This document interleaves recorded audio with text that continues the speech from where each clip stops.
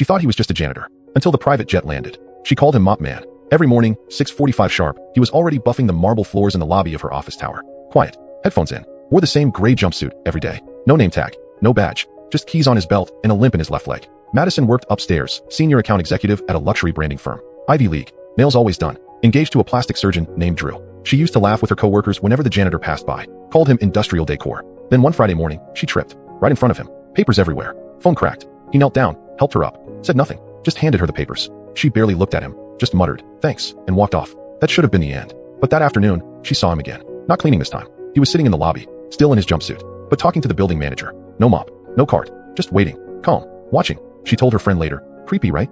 That night, her fiancé didn't come home. Said he had an emergency consult. She checked his location. Hotel, Midtown, room 1512. She showed up at 11 p.m., walked in, and found Drew, in bed, with her coworker, Zoe, the same girl who used to joke about Mop Man's shoes. She didn't scream. She didn't cry. She walked out, deleted her wedding Pinterest board, and went straight back to the office. Slept in the conference room. Next morning, Saturday, she went downstairs to get coffee. There he was, the janitor, alone in the lobby, sitting again.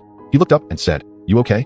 And for some reason, maybe it was the kindness in his voice, maybe it was the silence of the city still asleep, she sat next to him. And for the first time, they talked. He said his name was Elijah. Said he used to work in construction, but after an accident, he downsized his life. She laughed. "Yeah, I just did that too."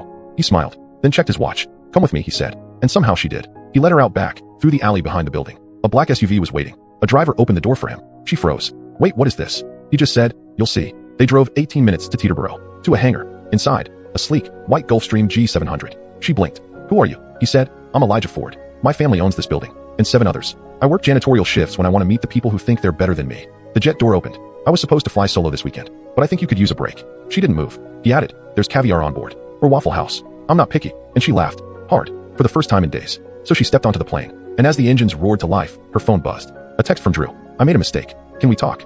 She turned off her phone and took off.